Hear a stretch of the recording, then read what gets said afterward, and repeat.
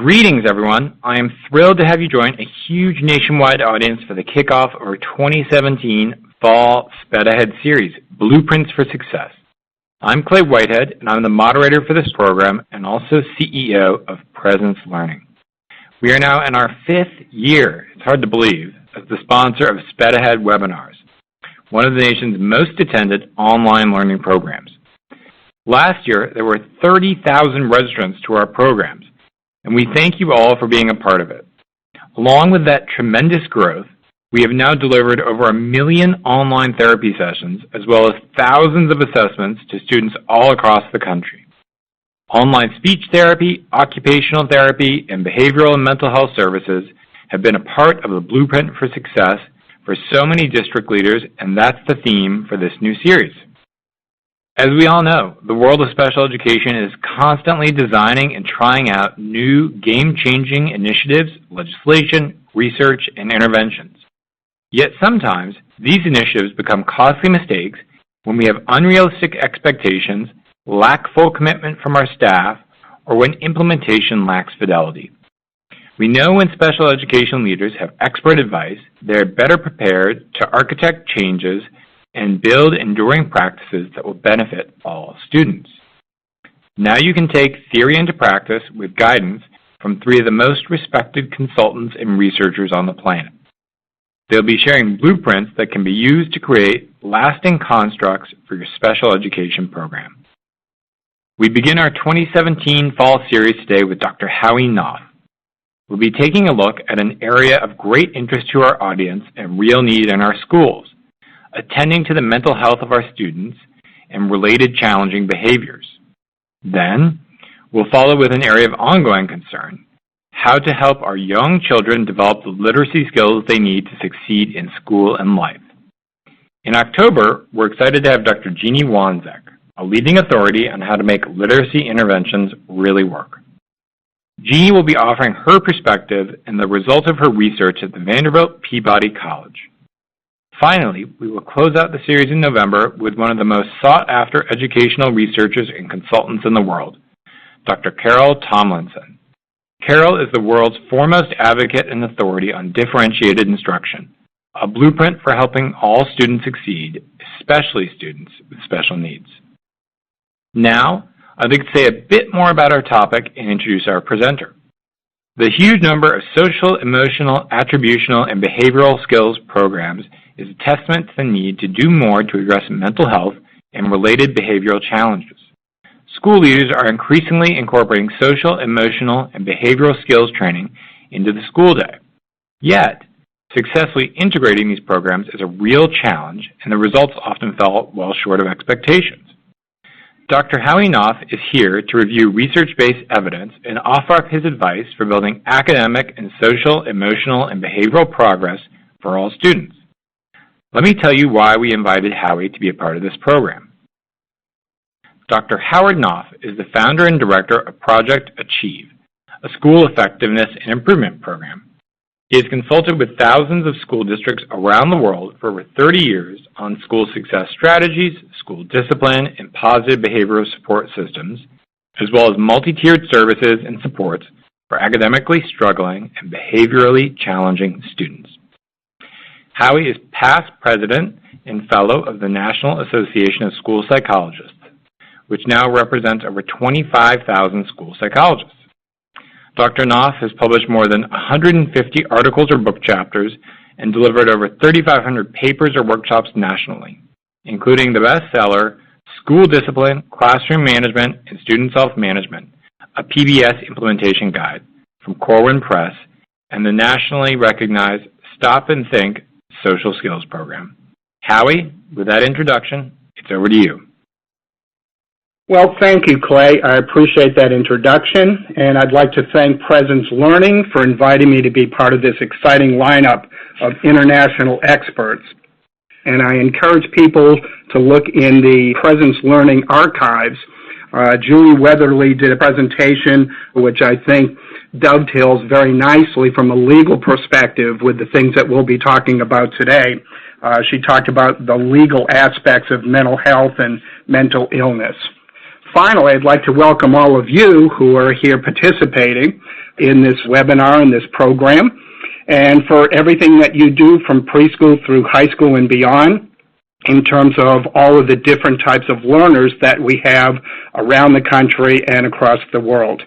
I'd also like to remind everyone that you will receive and can access a resource handout, so there may be things that I reference over the next hour. So let's begin. Margaret Mead said, "The solution to adult problems tomorrow depends in large measure upon the way our children grow up today." We've got to recognize that school is not a dress rehearsal for life. It is real life for our kids. And our kids run the gamut, the continuum, from gifted to typical to having academic as well as social, emotional, and behavioral issues. And of course, today we're going to really focus on the students that have social, emotional, behavioral, attributional, and mental health challenges. And so as an overview for today's presentation, first I'm going to provide some context, including some recent studies that make the case for social, emotional, and behavioral skill training in our schools. We are going to talk about one of the ultimate goals in working with challenging kids, social, emotional, attributional, and behavioral self-management. We're going to talk about the 5 scientific or psychological components of self-management. I'm going to introduce briefly a functional assessment protocol for the 21st century, and then we'll talk about coordinating schools and school-based mental health services, and that's especially for a large part of our audience, certainly for all educators, but certainly our special ed administrators who are joining us today. Okay, let's get started. In this first part of my presentation, we'll take a look at the current situation in our schools and related research that suggests that social, emotional, and behavioral skill training should be an essential part of the curriculum.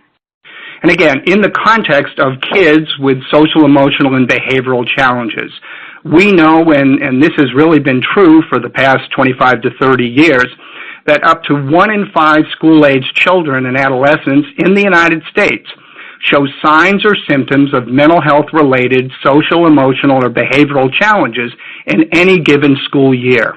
That's a significant number of kids. That's 20% of our kids, or in a classroom of 20 kids, that's 4 children or adolescents who have some kind of social, emotional, or behavioral challenge. The more significant element of this is that most of these students, nearly 80% of them who need mental health services, do not get them. And we know that students with unattended social, emotional, or behavioral challenges are more frequently unhealthy from a physical perspective, absent from school or chronically absent from school, which is significant now with our new Elementary and Secondary School Education Act.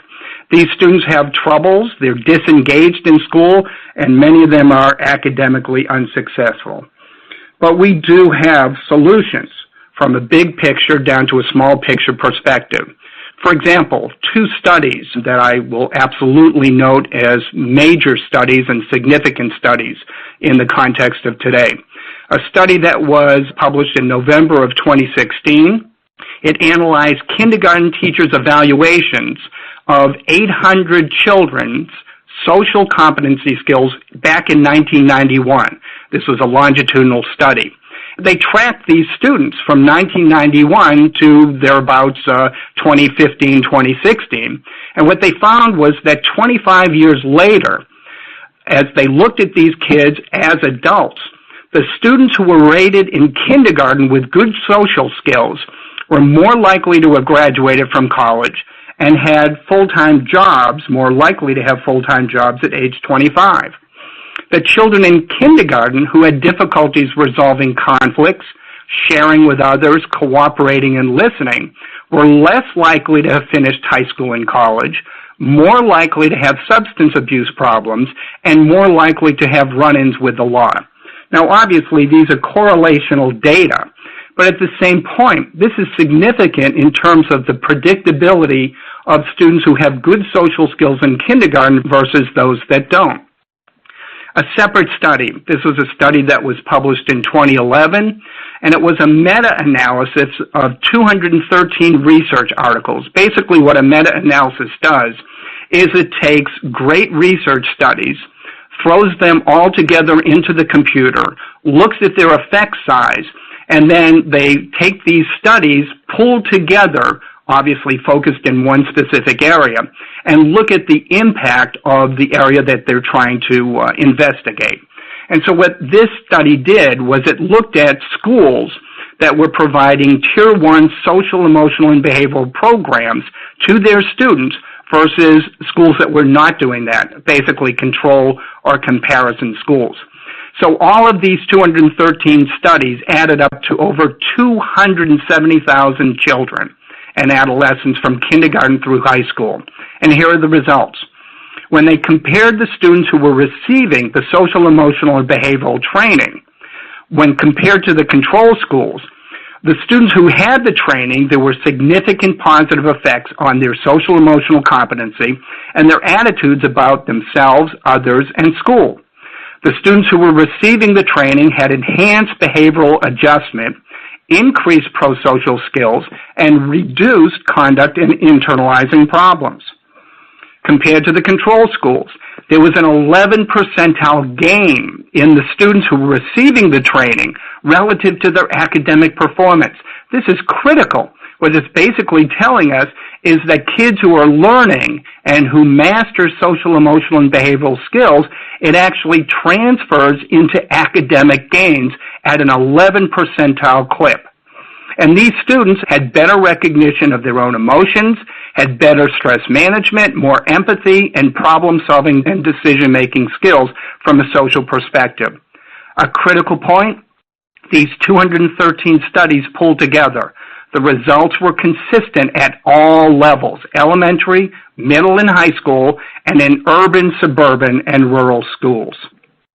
And so some of the takeaways here.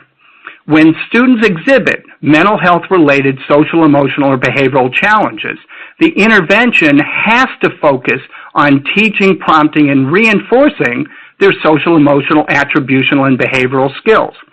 Said a different way, rather than just focusing on decreasing or eliminate their inappropriate behavior, we've got to complementarily focus on enhancing and increasing their social, emotional, attributional, and behavioral skills. When students are taught these interpersonal, prosocial problem-solving, conflict prevention, resolution, and emotional control and coping skills, we can prevent some of the mental health-related challenges.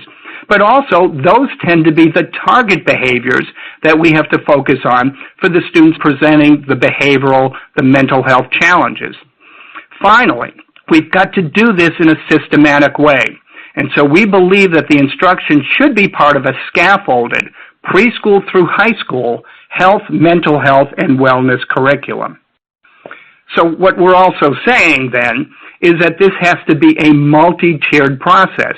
We have to have a preschool through high school preventative program, and then for the students who are not responding to that prevention program, we've got to have the strategic instructional and intervention services, and then certainly for some students with the significant or severe problems, we've got to have the intensive need or the crisis intervention services and supports. And so it's a multi-tiered process.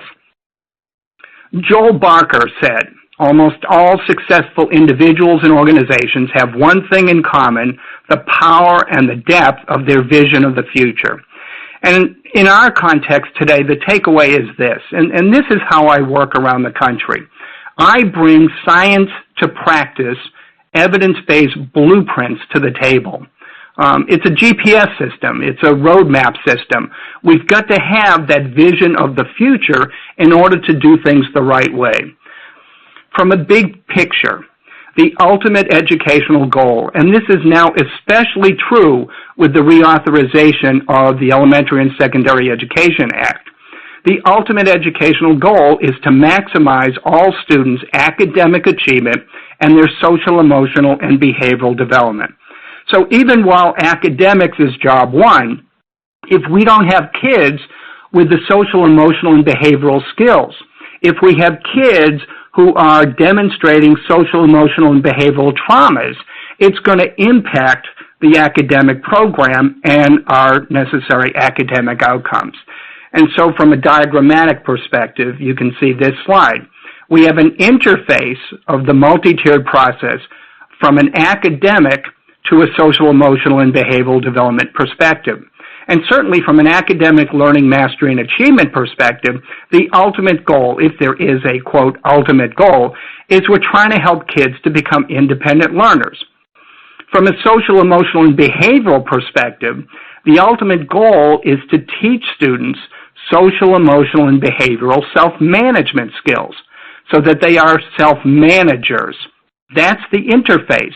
There's not a lot of difference between an independent academic learner and a behavioral self-manager. They're complementary, but they're also interdependent.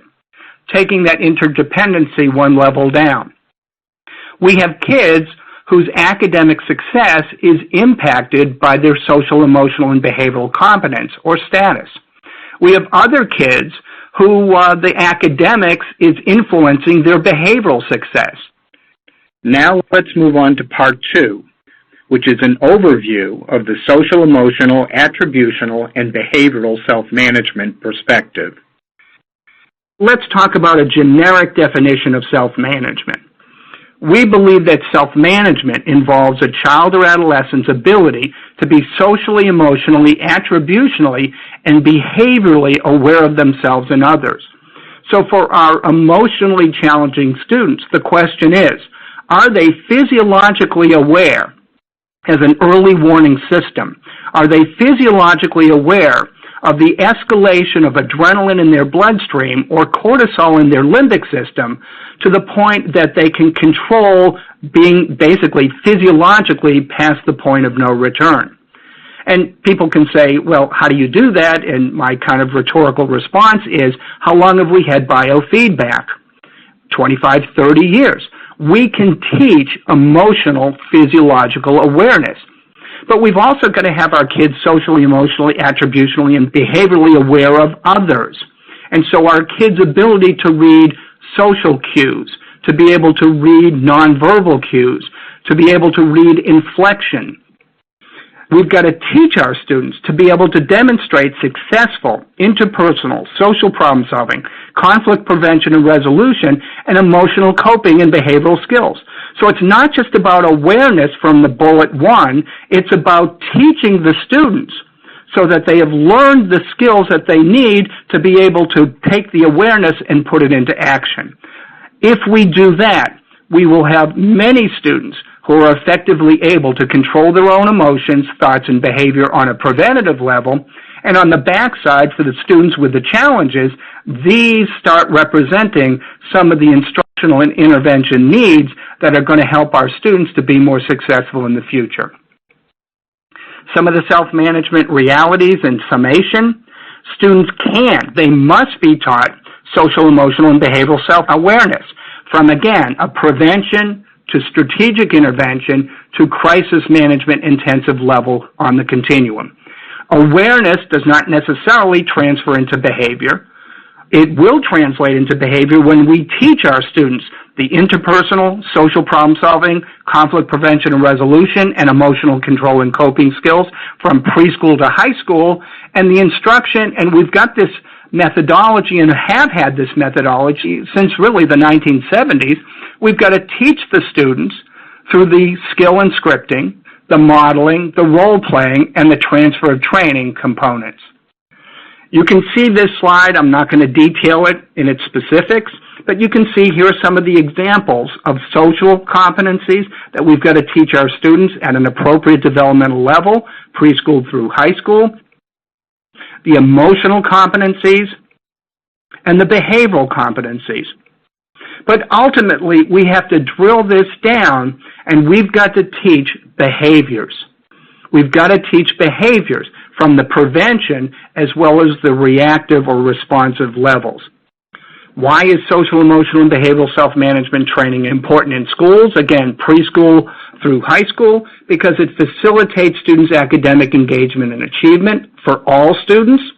It's essential to cooperative and project-based learning. If we get students into cooperative learning groups, if they don't have the skills of cooperation, we're not going to get the academic outcomes to the degree that we want.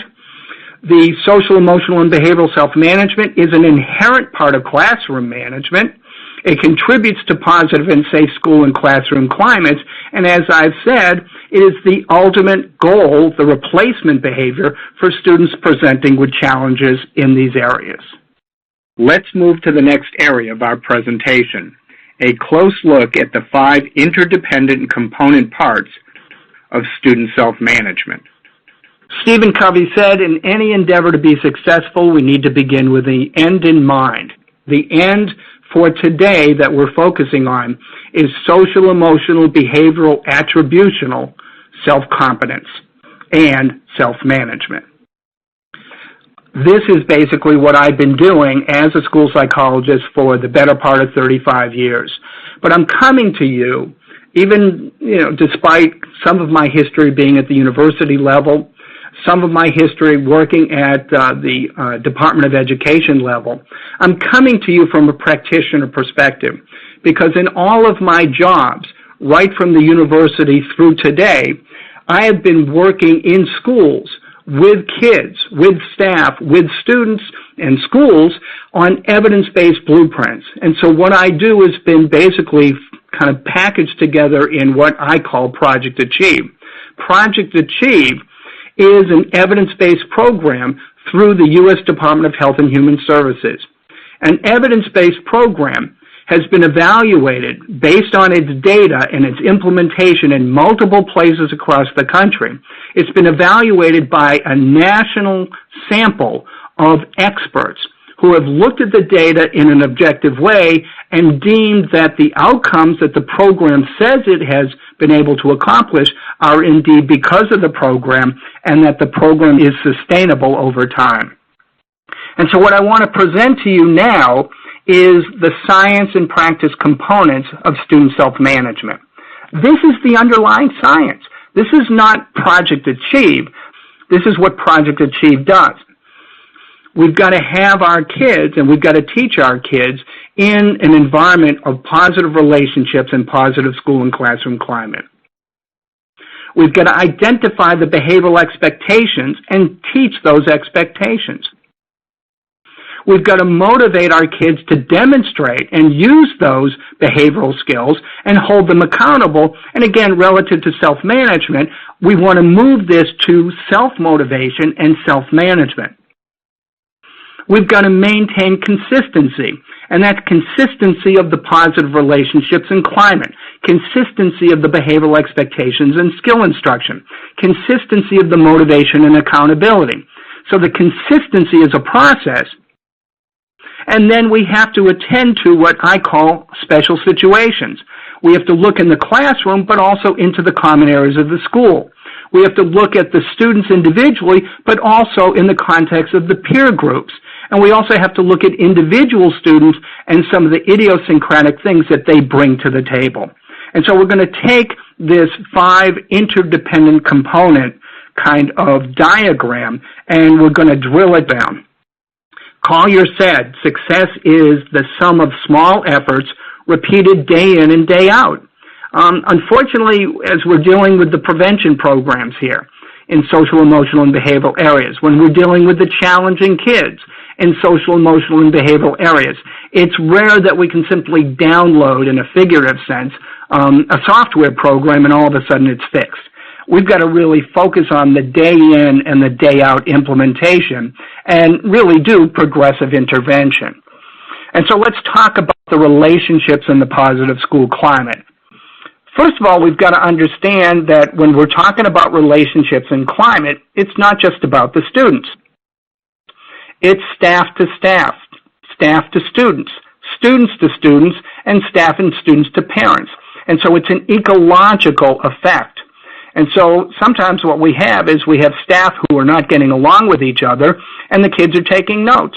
Sometimes we have students who are not getting along with each other because of influence from the parents. I had a school district at one point that I was working with one of the buses that was just out of control, and I found out that the bus was basically filled with 2 different bus stops from 2 different trailer parks, where the trailer parks had a generational conflict. Well, that wasn't just about the students. That was about a generational conflict that was much more complex to basically change and intervene with. The big picture is this. If you've ever lived or experienced a toxic work environment, it overshadows everything else that you're trying to do in terms of your attitude, in terms of your behavior, in terms of your motivation. And it's the same thing for our students, and that's why this component is so important. But when we've got challenging kids, we've got to recognize that we've got other dynamics. One, it's sometimes very difficult when we've got challenging kids to actually be positive with them. But also, we've got to analyze that sometimes their challenges are not because of themselves, but are because of, again, the interactions of the adults in the settings or the individuals, the individual peer groups in the setting. Let's move to the second component, behavioral expectations and skill instruction. And here, we're really suggesting, formal or informal, that schools need to have a social, emotional, and behavioral skill instruction program. But even at a bigger picture level, and beyond that, we really believe that schools need to develop a preschool through high school health, mental health, and wellness curriculum that's scaffolded, articulated, and has a logical scope and sequence. Now, obviously, every school and district has a literacy curriculum, preschool through high school, a science curriculum, preschool through high school. We're suggesting that if the area of social emotional behavioral, as is important as I've already tried to present through the research and the practice, that we've got to integrate, we've got to basically codify a curriculum from a health, mental health, and wellness perspective so that people are focusing on it. And one part of this curriculum needs to be focusing on teaching kids social, emotional, attributional, and behavioral skills. And so the goal of an evidence-based social skills program is on teaching students the interpersonal, social problem-solving, conflict prevention and resolution, and emotional control and coping skills that we've been talking about so that we're facilitating kids' social, emotional, attributional, and behavioral development and helping them to develop those self-management skills so that they're able to do it independently on their own. There are a number of evidence-based social skills programs, so there's not one program that fits all needs. So here I've taken what I think are 8 of the top evidence-based programs in the country. And some of them focus along the continuum more in the social-emotional area, and some of them focus on the behavioral area. In terms of full disclosure, the Stop and Think Social Skills program is the social skills program that I developed, researched, and published, and it's been on the market for the better part of 25 years. It's an evidence-based program. But it's the most behavioral program, probably, of all of the different social skills programs. Not that we don't embed the emotional facets and the cognitive attributional facets into it. But my point is this.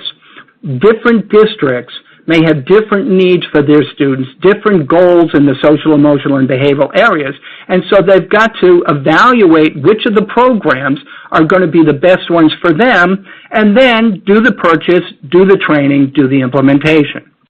And of course, they can develop their own, but if they're going to buy one off the rack, they need to choose that program in the same way that they choose, for example, their literacy program.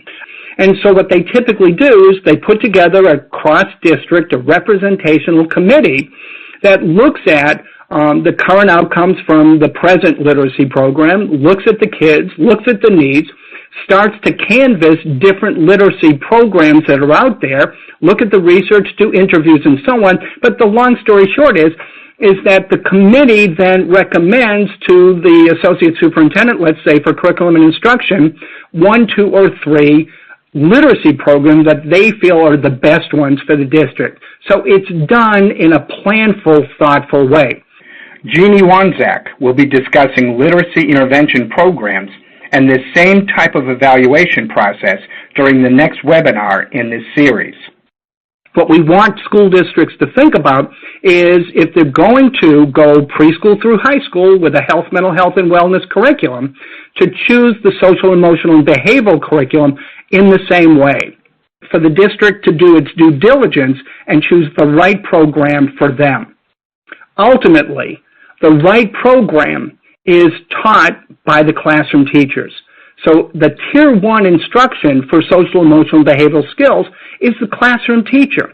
Now again, this is not to give the teacher another thing to do.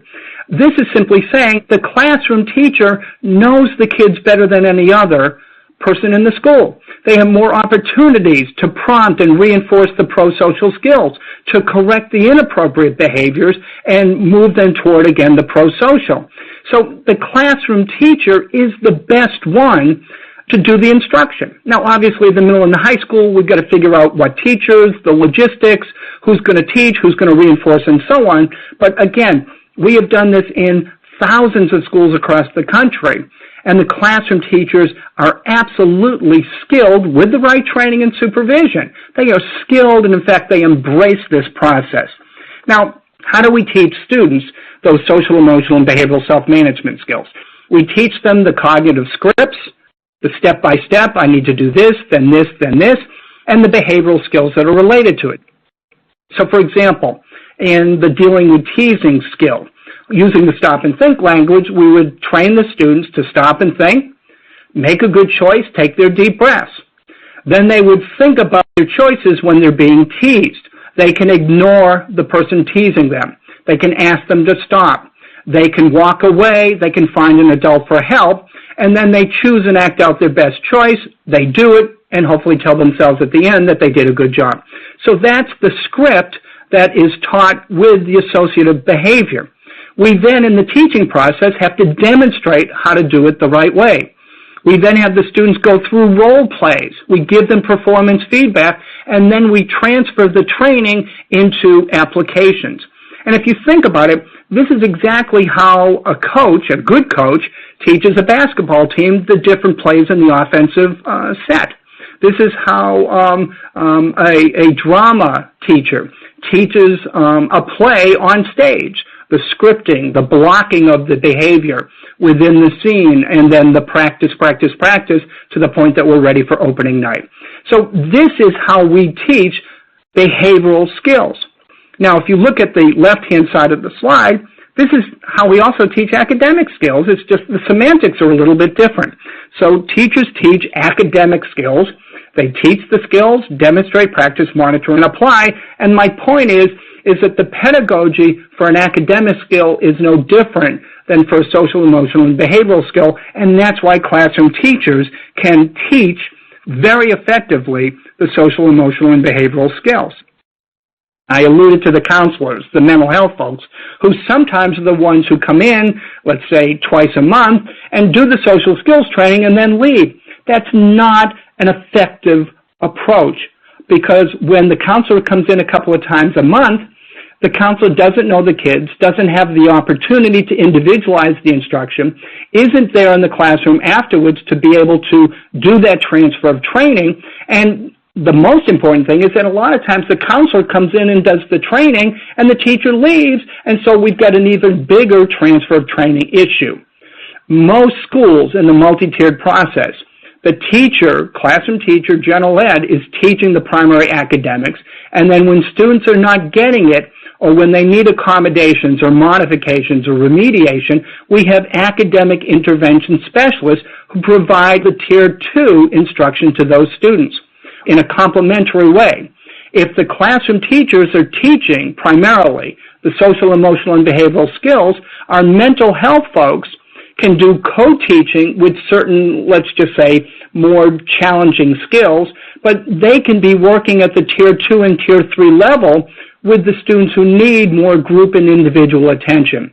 That's maximizing the presence of your mental health folks, but also recognizing that our classroom teachers, as part of classroom management, and just in order to not have the transfer of training issues, our classroom teachers are the best teachers of the social, emotional, and behavioral skills. What skills are we talking about? We're talking about behaviors.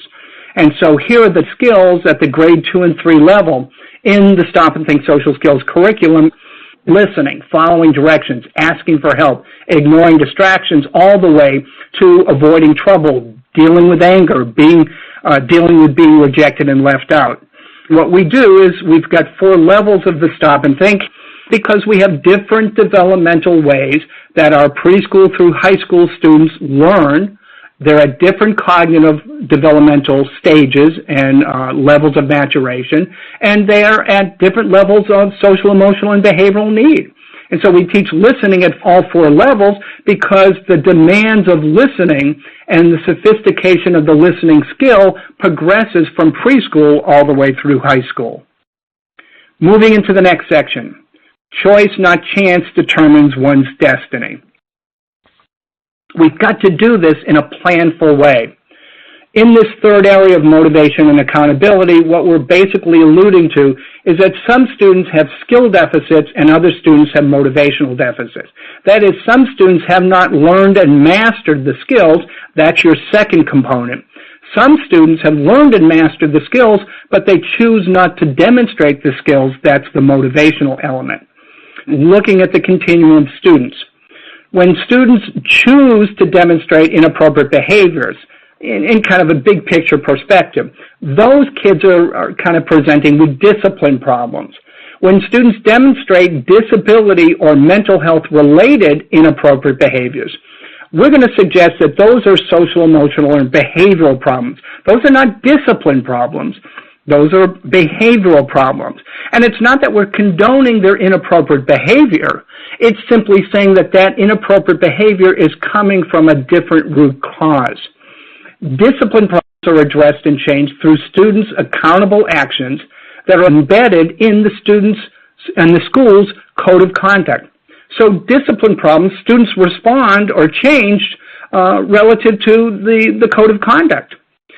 Kids that are reflecting disability or mental health-related social, emotional, and behavioral problems, they need some level of functional assessment to figure out why they're presenting with those challenges, and then usually strategic or intensive intervention.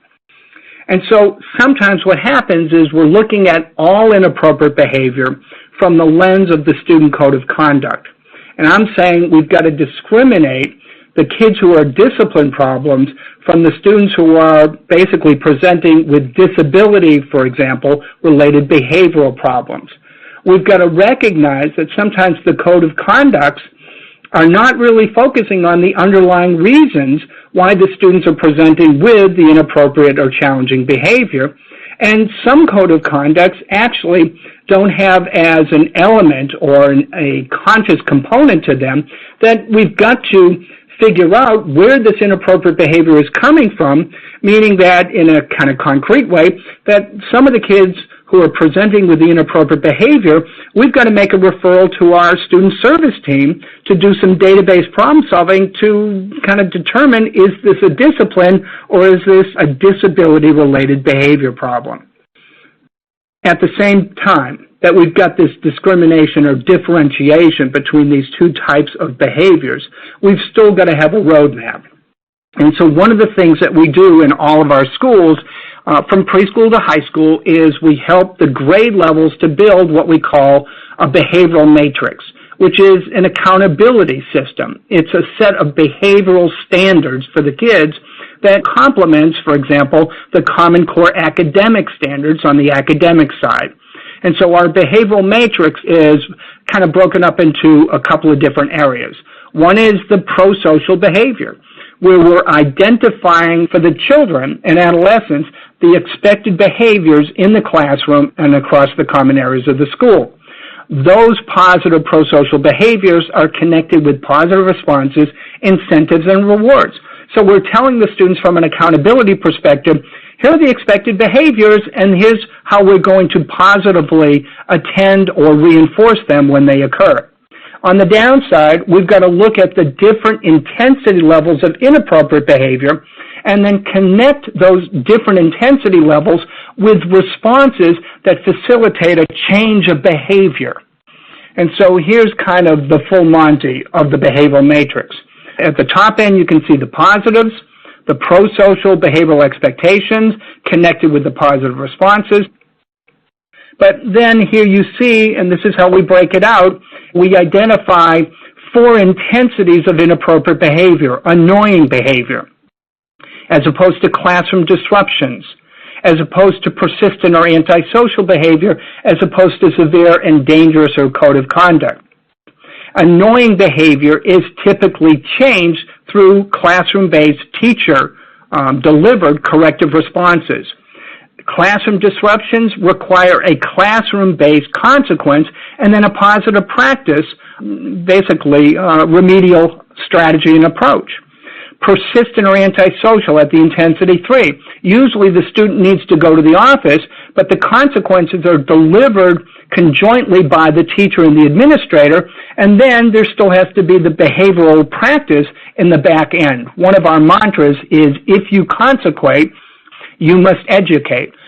Because in order to facilitate a change of behavior, the consequence only communicates and motivates. It's the positive practice that occurs in the back end that facilitates a change of behavior. For the intensity 4, severe and dangerous, they're going to go to the office. It's an administrative or code of conduct response, and there may be a restorative practice or a positive practice on the back end. I want to call your attention at the intensity 3 and 4 to the asterisk. And on our matrix, what we're trying to do is to identify the reality that sometimes we don't know why students are doing what they're doing, or we know that the trip to the office or the school suspension is not going to change their behavior because it's not addressing the underlying concerns and the root causes.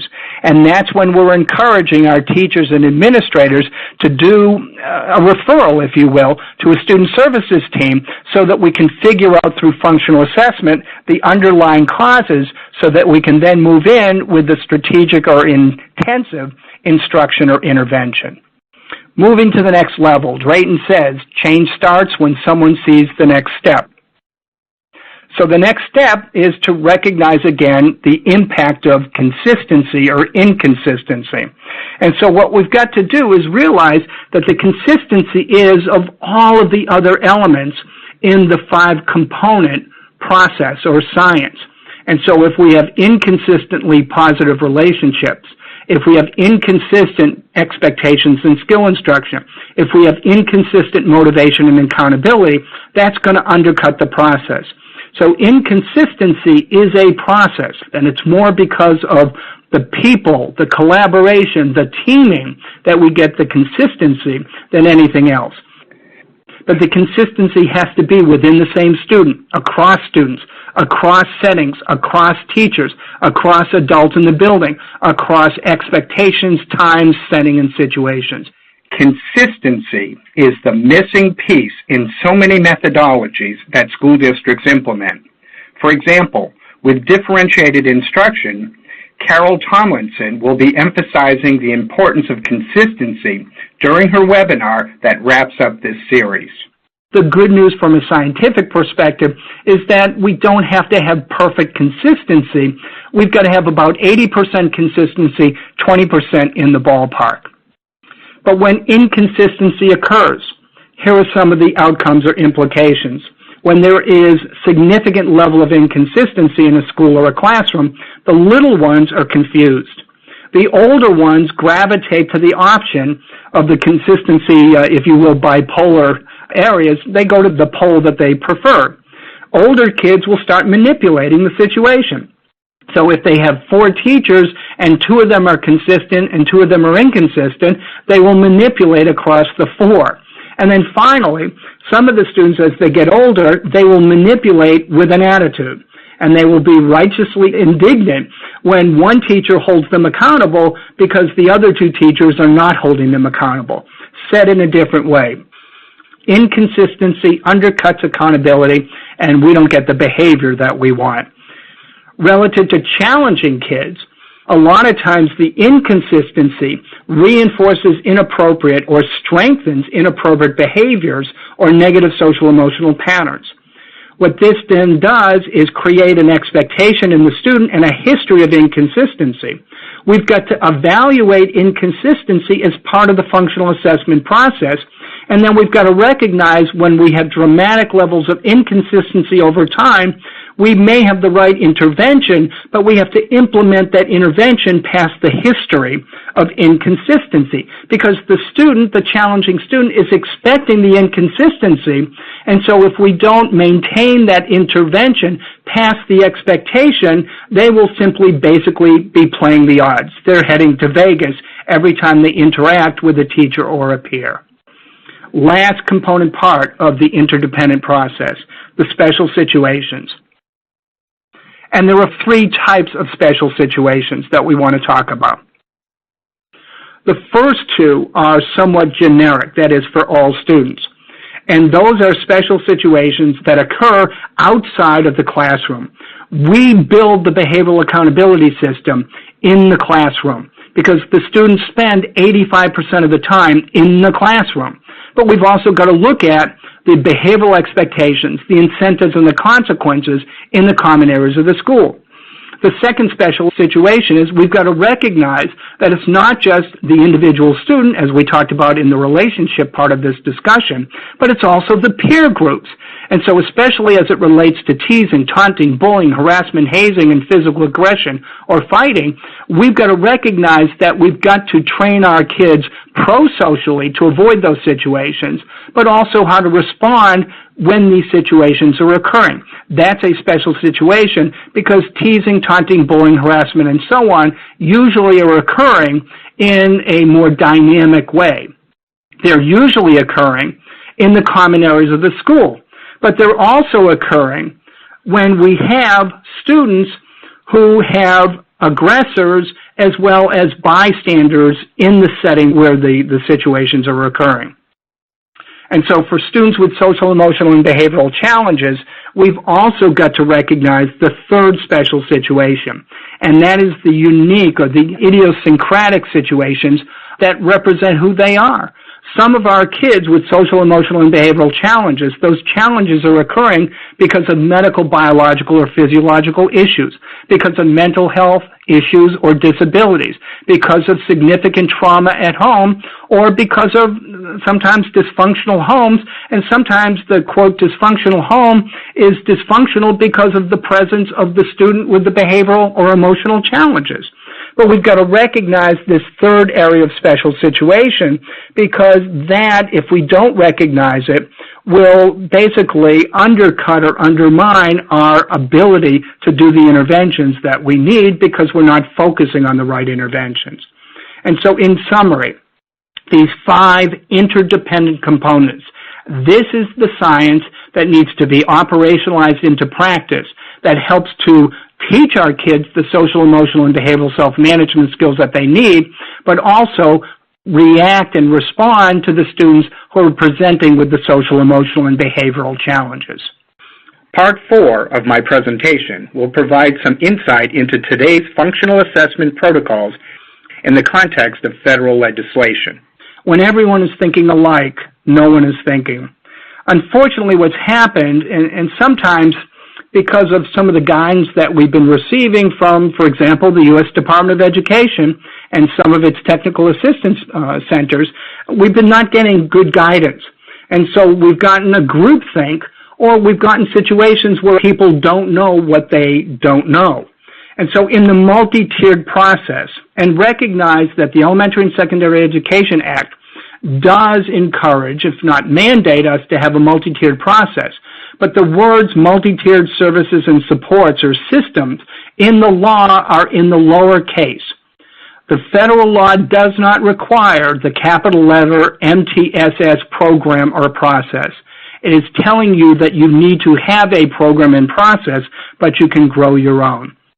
When we have good preventative systems, we still sometimes, obviously, have students who are not responding, that are presenting with the social, emotional, behavioral challenges.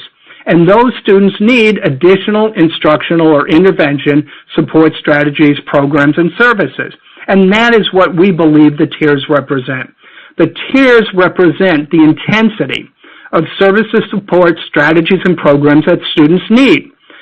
In contrast with some of the things that have come down from the federal government, the multi-tiered process is not about the percentages of students that are in the different tiers. They're not about the place of service delivery. They're not about who does the service delivery. It is simply from a scientific perspective. The multi-tiers are about the intensity of services, support, strategy, and programs that students need. They need sometimes these strategic or intensive social, emotional, and behavioral services. But we've got to recognize is that we identify which services, which supports are needed by the students based on a reliable and valid database functional assessment. We have to figure out the underlying reasons why the student is presenting with the challenge so that we can connect the dots. We've got to use a database functional assessment problem-solving process. We've got to identify the problem. We've got to functionally analyze why it's occurring. We've got to link the results of the functional assessment, little f, little a, not big F, big B, big A. I'll get to that in a second. We've got to link the results of the functional assessment to the interventions or the instruction that's needed, implement with integrity and intensity, and then evaluate whether or not it works. And so from a problem identification perspective, we've got to recognize that functional assessment begins with problem identification. And in fact, what we do is we train everyone in the building, all staff, in the functional assessment process. Because when we teach teachers how to do the database problem-solving process, many times they are able to solve the problem themselves and implement the right interventions.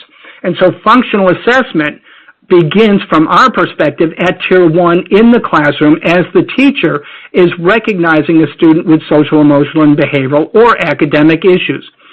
We have to recognize that the big F, big B, big A is a subset of the generic functional assessment, and that sometimes that this is called for. We should not wait until Tier 3 to do even the big F, big B, big A, because then we've allowed the student to fail at different levels of interventions, and the student now may be resistant to the next intervention, or we may have a more significant problem.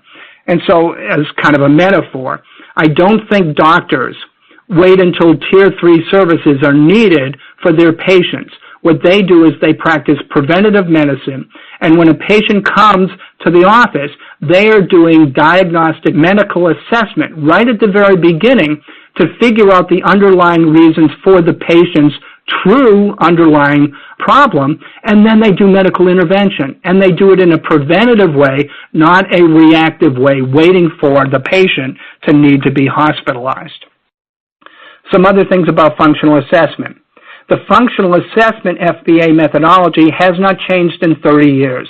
I've taught at 2 Research 1 institutions for over 20 years, and what my colleagues in special ed were teaching in FBA in basically 2016 is exactly what they were teaching in 1976.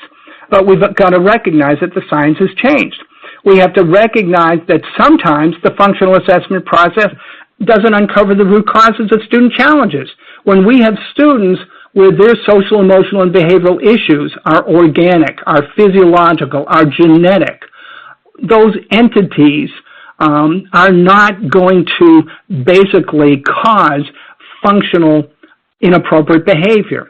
So what happens sometimes is the functional assessment, when we've got kids with organic or biological root causes, we're not going to have successful functional assessment because there may not be any function to the behavior because of its underlying organic roots.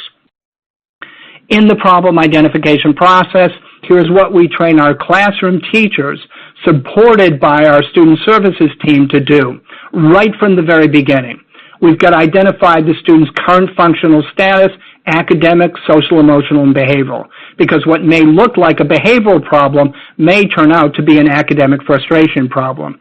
We help our teachers to identify as behaviorally specific as possible the initial concerns. They read the records. They interview the parents. They interview previous teachers and other interveners. They enlist the medical profession, hopefully the school nurse, so that we're either discounting or figuring out that there might be those organic or medical issues, those physiological issues that are on the table. Or we discount the medical so that we know it's not on the table. We do classroom observations so that there is a clear protocol in what we're doing when we have students that classroom teachers are concerned about.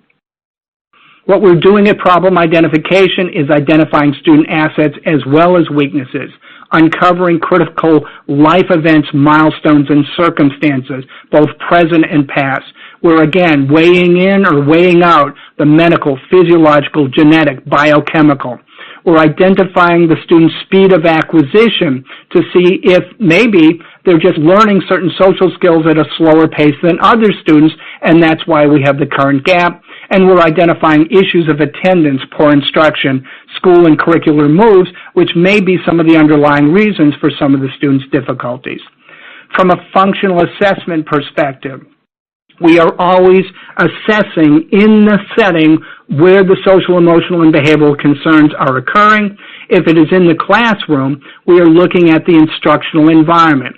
So we're looking at past and present teacher instructional factors, curricular factors, and student factors. This is not to blame the teacher, but this is to explain that sometimes kids may be presenting with behavioral issues because of academic frustration because they haven't gotten an appropriate academic instructional program. Maybe last year the student had a long-term substitute, and so the student did not learn the foundational skills. They're now in the next year, and we've got academic skill gaps, but they're so big that the student is frustrated, and the student is presenting the frustration with inappropriate behavior. And so one of the things that we say about the database problem-solving process is that students are not referred to the student services team, the instructional environment is. There are 7 different high-hit reasons why students present with challenging behavior. Some of the students, high-hit 1, have not learned or mastered the social, emotional, and behavioral skills. High-hit 2, some students are learning the skills but not learning it as quickly as other students. Some students are learning it, for example, in one setting, but not generalizing or transfer the training to all settings. High-hit 3. High-hit 4. Some students have the skills when things in their life in school are calm or safe and secure, but under conditions of emotionality, they present with social, emotional, and behavioral problems. High-hit 5, where the traditional FBA focuses, is kids who have motivational or performance deficits. So the underlying function of the behavior is that they're looking for control, for power, for revenge, for attention. Not all kids have motivational performance deficit problems that are uncovered well by a traditional FBA. Some kids, the underlying root cause is inconsistency, and then some students, as we've talked about, it's a special situation, high hit.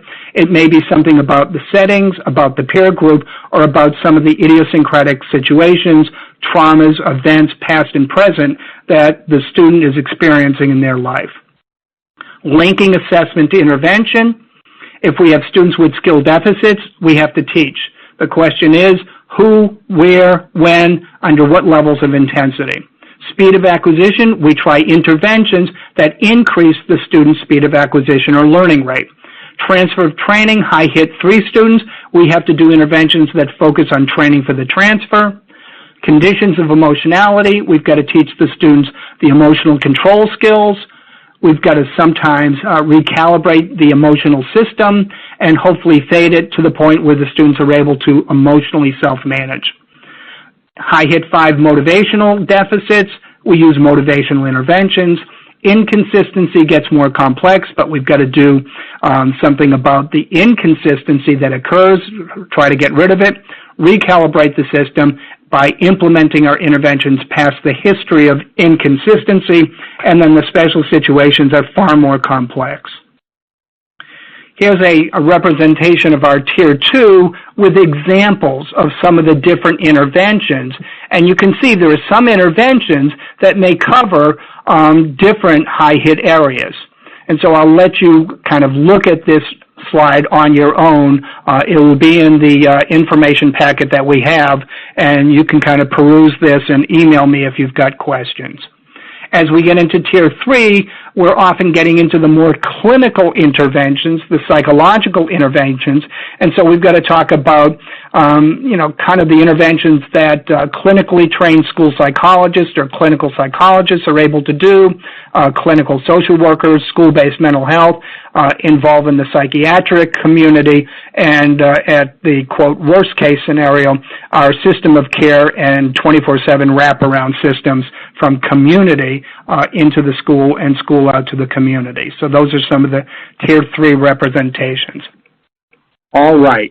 In Part 5, the final section of today's webinar, we'll touch on the need to coordinate school and school-based mental health services. Jerry Seinfeld said, sometimes the road less traveled is less traveled for a reason. These are very complex things, folks, but these are not impossible things, again, if we're using the right roadmaps. Let's talk about how the mental health system fits into the educational, because truly the mental health world is a different world than the educational world.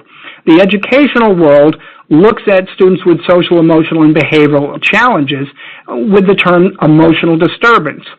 In the mental health world, they're using the Psychiatric Diagnostic Statistic Manual, now version 5, and they're looking at students and adolescents from a mental health perspective. They're just two worlds. They're not one is right, one is wrong. They're just two, and we've got to figure out, especially at the Tier 2 and Tier 3 levels, how these worlds can coexist. I'm not going to read this definition. Most of you know the definition of emotional disturbance under the Individual Disabilities for Education Act. It's the definition that Julie Weatherly showed and discussed in detail during her recent webinar for Presence Learning, and I'm showing it to you right now again. The definition is pretty much the same definition that we've had since 94-142 in 1975. The label changed at some point. But the issue is that we're looking at the idea version of emotional disturbance from an educational perspective. We're looking at the presence of a disability and whether or not that disability impacts the student's educational progress. From a mental health perspective, they're looking at students with these challenges from a mental disorder perspective. Again, you can read this definition that I took from Julie's presentation, and you can see that it's a much more clinical psychiatric perspective. The significant takeaway is that if you've got school-based mental health folks, or if you're linking out to your community mental health centers, you've got to recognize that the clinical folk are looking at your students from a mental disorder perspective and not an emotional disturbed perspective. It's two worlds. We've got to overlap the world. And so from an educational perspective, as a school psychologist, I'm doing interventions. From a mental health perspective, often it's focused on looking at treatment and therapy. But here's the bridging. The intervention has got to focus on the social, emotional, attributional, and behavioral needs, skills, and outcomes needed by the student. And so we've got to focus on the intervention needs, not focus on the labels. And here's how I want to kind of represent it. On this slide, you can see the diagnostic criteria under DSM for attention deficit disorder. Now, in order for a student from a mental health perspective to be diagnosed ADHD, they have to have 6 or more of these different behaviors over a certain period of time at a certain level of significance. So the issue is, if you have 5 attention deficit students, you may have 5 different clusters of behavior. But what are we trying to do in terms of intervention? We're trying to change the social, emotional, and behavioral outcomes for the students. We're not changing the label, we're changing the functional manifestations of the label. Here are the different criteria for conduct disorder. So 5 conduct disordered kids, you may have 5 different intervention targets. Oppositional defiant. Again, the different behaviors that are the criterion-oriented behaviors, but 5 oppositional defiant kids, 5 different targets for your intervention program. And so what we've got to do is we've got to make sure that the education people are talking the same intervention focus areas as the mental health are doing their treatment on. Ultimately, in our schools, interventions to do it in the most effective way. We've got to use a problem-solving consultation intervention model. We've got to figure out through problem-solving the underlying root causes, identify the interventions, and help implement the interventions through consultation. As I said, we've got to focus on changing behaviors, not treating labels. And we can't throw these labels around assuming that everyone knows the underlying criteria behaviors that represent a specific student with a specific label. Building the bridge. Our recommendation is that school and mental health CEOs meet on an annual basis to address the big picture issues. And sometimes they have to be addressed in a memorandum of understanding. But the issues around HIPAA, confidentiality, right to know, need to be addressed. Then staff have to be trained in the confidentiality kind of issues and implementation points, the right to know issues and implementation points, and other related issues. In a school-based mental health system where community mental health folks are coming into the school, that they need to recognize that they are working in the school within a, what I call a hospital privilege system. That is, they're in the school's domain. They're in the school's house. And so they need to understand the culture of the school, and they need to recognize that they are guests in the school and not just the kind of experts that are telling people what to do. And so the school-based mental health folks that are working in the school must be part of the treatment team, they must be part of the student services team, and they must have a part of their day that is focused on consulting with classroom and related service staff, not just delivering direct services to students. And so, here are the key takeaways from this presentation. First of all, I have presented a lot of information this past hour. A lot of information. When you receive the link to the copy of this presentation, I encourage you to listen to the presentation again and maybe yet again. I guarantee that each time you listen to the presentation, you will understand another layer relative to the information that I've provided to you. Second, get a multidisciplinary leadership team together from your school, your district, or your place of work, and do with that team the following things.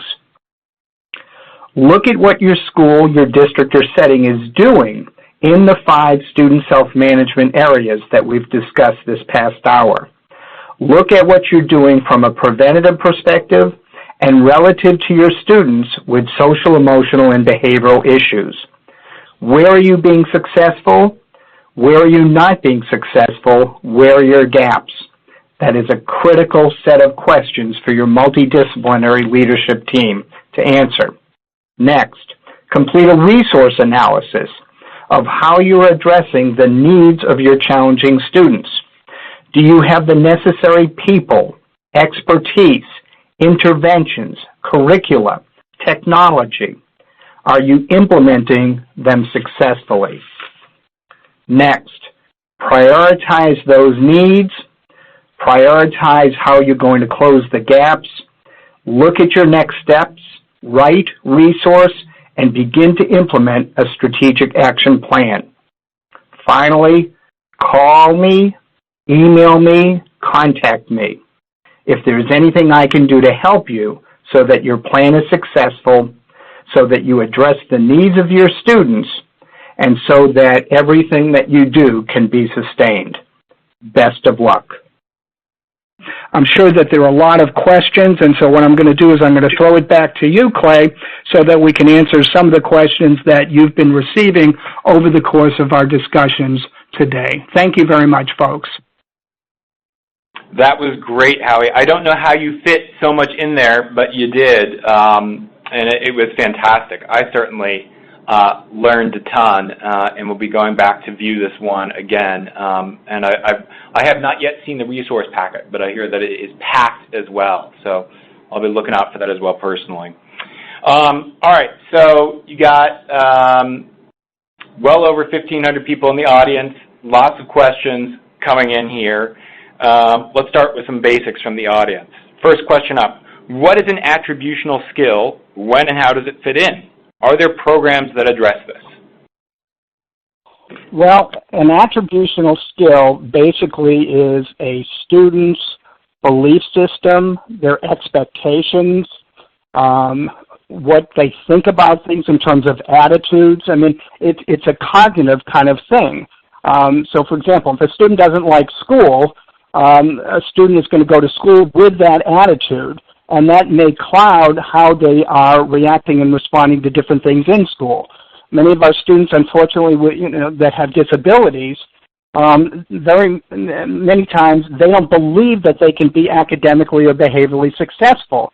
And so that belief system, again, undermines the actual behavioral expectations or even their learning process.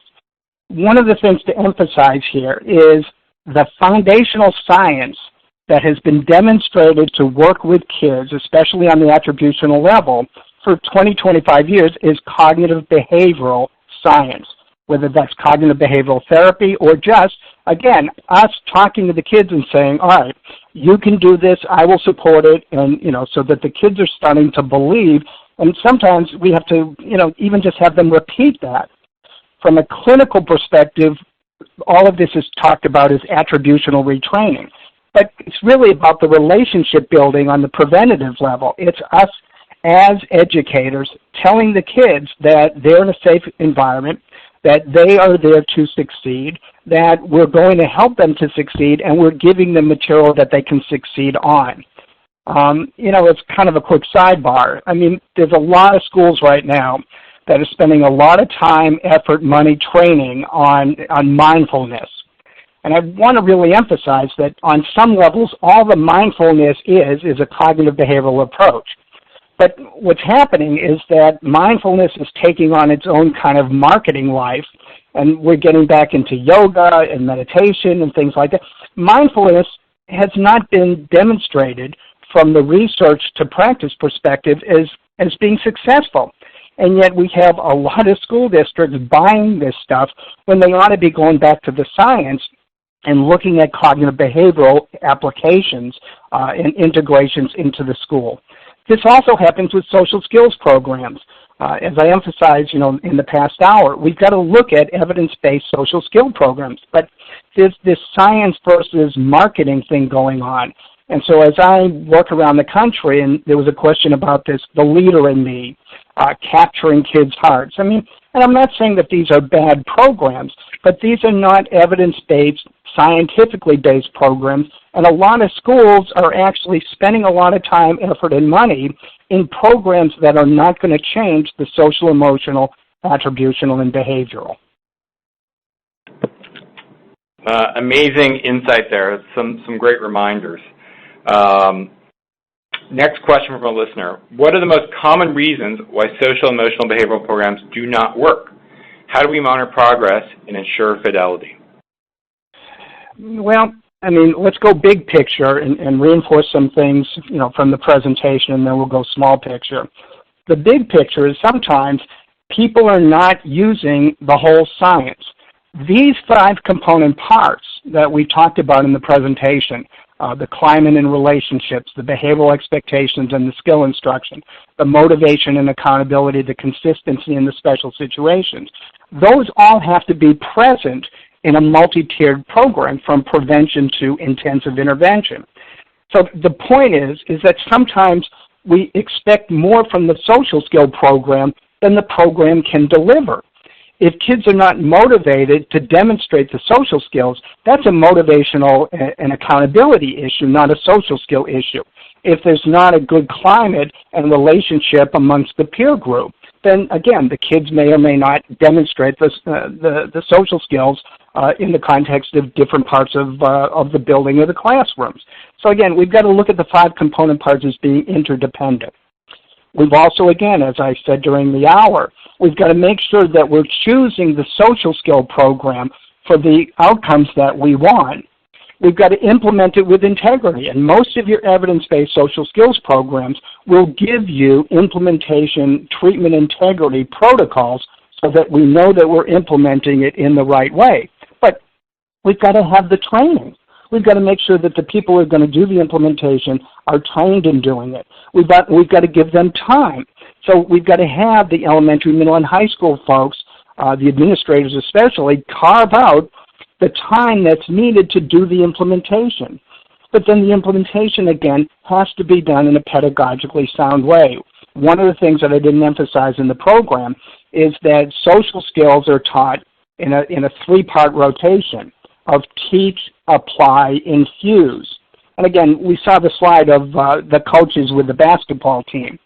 That's the whole deal. You've got to teach the basketball team the plays, but then you've got to run game simulations. You've got to apply them into situations and prepare the team for real life, which is the infusion of the actual game. And so a lot of the social skills programs, they're just not adhering to the cognitive behavioral science that is part of making sure that kids are going to give us the outcomes that we all desire. So you touched on this, but listeners are asking about it too. I'd just love to hear you amplify. And they're curious about middle and high school students. You know, they're often jaded. They're set in their ways. What can we do to counter that or to work with it? Well, for me, some of it's more of a developmental maturational issue than set in their ways. So let me go with the big picture first again. If we're running a literacy program at the high school level, or, you know, English or whatever, you know, teaching kids novels, they're in a math program, they're in a science program, and so on. And, you know, would any teacher let a group of kids come into a science course and basically say, all right, I'm not going to do science? No, and the teacher basically respond, all right, well, you don't have to do science. So there's a double standard here. If we're going to invest in the social, emotional, and behavioral, then we've got to hold the accountability line relative to the kids. But again, going much further, we've got to make sure that the social, emotional, and behavioral is meaningful to the kids. So at the middle and the high school level, and I work a lot of middle and high school levels. In fact, we do this in alternative programs. I did a couple of years working out in California where I was working with the court system in the alternative programs. And the issue is when we get to the high school level, we want the kids as much as possible to guide the programming and to be part of the programming. But it's not just about teaching them the skills, it's about having discussions within the peer group. It's about using current events. But more important, it's about embedding the social skills into real-life aspects of the high school. So, for example, if we're not embedding at the middle and the high school level the social, emotional, and behavioral skills, but especially the social interactional skills, into our group labs, into our cooperative learning groups, into our project-based learning, that's the natural application and infusion, where we're showing the kids that when they're working on a problem together in a 5-person group, they've got to use those social interactional skills. They've got to use sometimes those emotional coping skills, those conflict prevention and resolution skills. So it's about making this real life for the kids. But again, it's not just the skill instruction, it's embedding the skill instruction into the context of these kids' lives in school so that it's meaningful and they see the benefit. Are you still going to have some disaffected kids? Well, unfortunately, yes. But a lot of times those disaffected kids are the kids that are disaffected across multiple different settings, situations, and courses. And so again, it becomes a maturational thing, but critically involving the kids in the process and letting them build, in a sense, part of the curriculum. So much to dig in there. Let's move on, though, because there's a lot of people are focused on different ages, and I just want to keep giving the listeners the answers to their questions. So one person wants to know, who on the staff is best to be in charge of social, emotional, and behavioral interventions? Well, again, the question is the focus on intervention, or is it on also instruction? On the social, emotional, behavioral instruction, everybody's involved, as kind of was discussed in the presentation. I mean, the classroom teachers are the primary folks. But again, moving to the intervention side, so when we have students who need strategic or more intensive intervention, quite honestly, I work from a skill-based perspective. In other words, what we're trying to do, when I work with a school or a district, one of the first things I'm doing is I'm doing a needs assessment relative to the student's needs from a strategic and an intensive level. But then I'm doing skill inventories and discussions with my staff. And so sometimes you've got special ed teachers who've got some of the skill set relative to the interventions. It's the counselors sometimes, the social workers, the school psychologists, the school-based mental health. So to me, it's not who the best person is. It's identifying who has the different skills and interventions for different situations across the social, emotional, attributional, and behavioral spectrum, looking at the skill gaps so that we're doing the professional development to close those gaps, and then being strategic about identifying those underlying reasons and then making sure that the best person, the best professional with the skill set for the specific problem is the one who is the lead on that specific case. Gotcha. And the next question is a little general. I'd like to make more specific. So the question is, with crazy workloads and busy schedules, what works best for classroom teachers to collaborate with intervention specialists? Could you maybe just give a specific example or two of things that have worked really well that you have seen? Yeah, and again, I come from a kind of a strategic planning perspective in a lot of the things that I do. So again, the first thing that we try to do is we look at an analysis of the needs. Relative to the students, relative to the staff, across a school or across a district. But then we're also doing a staff and schedule audit or analysis. So we're looking at the current alignment or the current scheduling in terms of where consultation time is available, where collaboration time is available, where teaming time is available. And in a lot of schools, what we found is that there are scheduling gaps and sometimes time gaps where we're wasting a lot of time or we're not maximizing the time and the resources. For example, PLCs. I mean, if we're not guiding the PLCs with sometimes a specific agenda and making sure that they are accountable, the staff in those PLCs, to specific outcomes, and make sure they're taking minutes and that they're preparing for the next meeting, the group process kind of things. I just did an in-service up in Appalachian, Kentucky last week where we were talking about the group process that sometimes undermines the scheduling that we have. But again, the point, Clay, is that we got to look at what is, got to look at what we need, look at the gaps, and then see if there are ways to fill the gaps in so that the staff have the time to do the consultations that they need. And the consultations are not just about talking at the staff, it's about modeling for the staff the intervention, supporting the staff as they're implementing the intervention, and really making it all work from a team perspective. And so, I mean, that's kind of the generic answer, and then it gets specific as you're kind of looking at the individual school or the individual district. Right. So let's talk about multicultural considerations. What do you recommend on that front? Well, that's essential. I mean, for me, that's an embedded part of the relationships and the climate. Again, none of us is culturally competent relative to all cultures. But, I mean, as an example, Native American students. I mean, I've worked in 12 different Native American communities from North Dakota to Alaska down into even Florida. And the issue is even within the Native American cultures, there are differences, sometimes very, apparent differences and sometimes very subtle.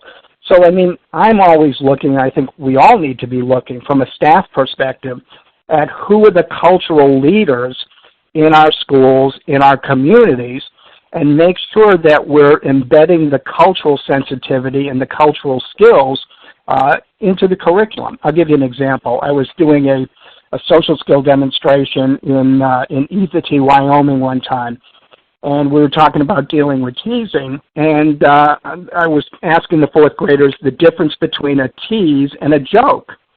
And my Native American colleagues were in the back of the room kind of nodding their head and looking at me really weird, and so I just stopped the lesson. I said, "What am I doing wrong?" They said, "We don't talk about jokes in our culture. We talk about good tease versus bad tease. Well, there's no way I would have ever known that.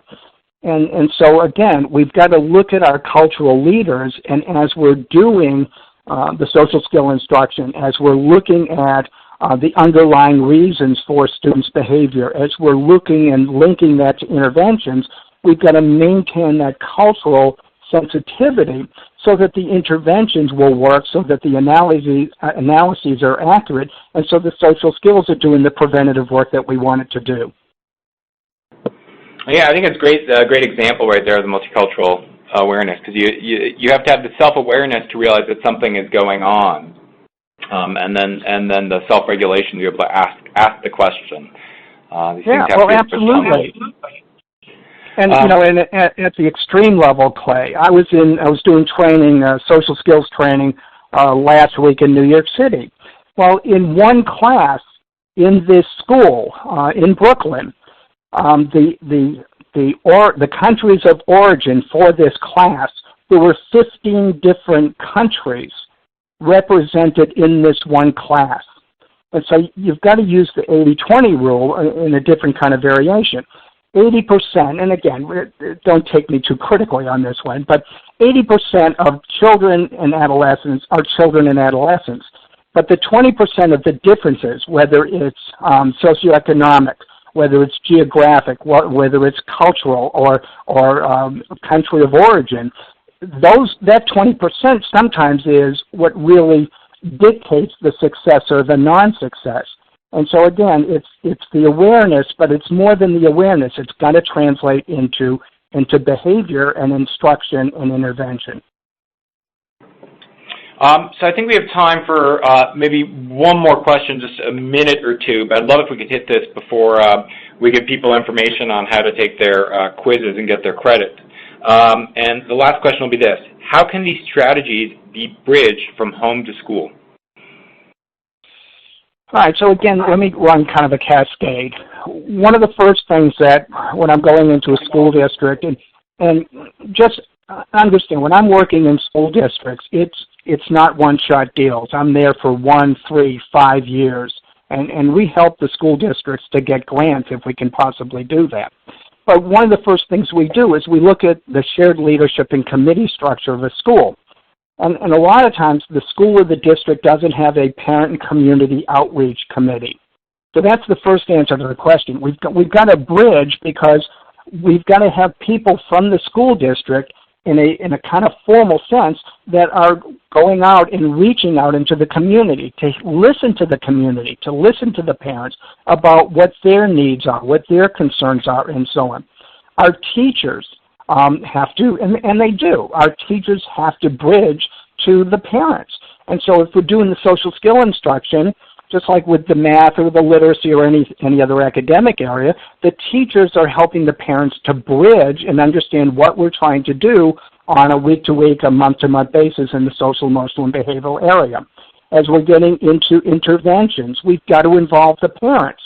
As we're getting into the social skills training, for example, the Stop and Think social skills program, we have a parent home version. And so we're doing parent training, sometimes from the school, especially for the kids who need that bridge at the strategic and the intensive level. So it's kind of a multi-tiered, if you will, cascade of looking at how we build the relationships with the parents, but also how are we helping to serve the parents. Gotcha. Well, thank you for that. I have to say that was the most enjoyable, but also the most unfair interview, because there were a million follow-up questions I wanted to ask you, and I'm sure the audience did too, because they keep pouring in here. So thank you very much for your time and for getting Blueprints to Success. Our new webinar series off to a fantastic start. For school psychologists in particular, if working from home sounds appealing, we invite you to discover the benefits of working for us as an independent contractor. We have lots of schools eager to work with you, particularly if you have a license in Washington State and several other states. We have no shortage of opportunities for you. Visit plearn.co/join to learn more and apply. That's plearn.co/join to apply. Everyone, you can find a recording of our webinar with Howie today on our website, along with an archive with our webinar faculty. It's an amazing group of highly respected experts on topics that you, our listeners, have requested. And we encourage you to go ahead and register for the rest of the Blueprints for Success webinar series here. We got some great stuff coming up. Next presenter on October 26th is Vanderbilt Peabody researcher and MTSS advocate, Dr. Jean Wanzek. She's going to give us practical advice for structuring interventions for reading mastery. Then on November 30th, Dr. Carol Tomlinson, she really is the top dog for differentiated instruction. She will be here. She's just a fantastic speaker to give deep insight on student achievement and differentiation. She's one of the most sought-after advocates on learning environments on the planet, so we encourage you not to miss it and to spread the word. If you're a speech-language pathologist and interested in performing assessments or working online, look no further. We encourage you to apply. And likewise, if you're a school and looking for a speech-language pathologist who can perform assessments, we have many clinicians available on our network right now. We encourage you to contact us soon. They are typically booking out in just a couple of weeks here at this time of year, so please email us or call us quickly. It's schools@presencelearning.com if you want to work with a Presence Learning clinician. So if you want a certificate of attendance for today's webinar with Dr. Knopf, please stay online and complete a short self-assessment and feedback survey. You will receive your certificate within a few hours. It contains all the information you need to self-report your professional development participation, so be sure to hang on to it. If you've requested CEUs from ASHA, we'll report your information to ASHA, but it can take 6 to 8 weeks to show up on your transcript. You'll also receive an email with a link to the recording and the resource handout we've referenced here today. Please forward it to anyone you think will benefit. And again, just a reminder for clinicians to apply and schools to reach out while we still have clinicians available in the fall. Thank you, everyone, for your time, and we'll look forward to seeing you in the next webinar. Have a great day.